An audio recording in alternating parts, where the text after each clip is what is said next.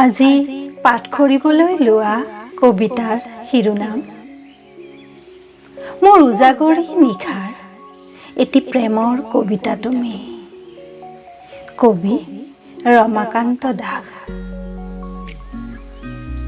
চিলমিল টোপনিত গভীৰ নিশা, খিৰিকীৰ ফাকেৰে তুমিয়ে আহা জোনাক হৈ, দুচকুত ছটিয়াই দিয়া প্ৰেমৰ পোহৰ, জ্যোতিষ্মান কৰি তোলা তমসাবৃত হৃদয়, বিয়োগাত্মক সপোনবোৰ আঁতৰাই দুচকুত সানি দিয়া সেউজীয়া সপোন। অনাগত দিনৰ নৱপ্ৰভাতত নতুন উদ্যমেৰে আগুৱাবলৈ তুমিয়েই দিয়া প্ৰেৰণা,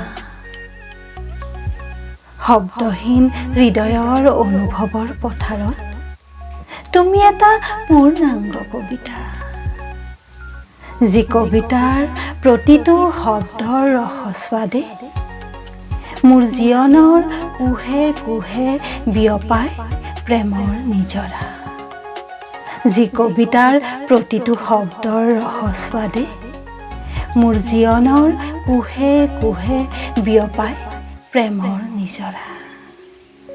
ধন্যবাদ।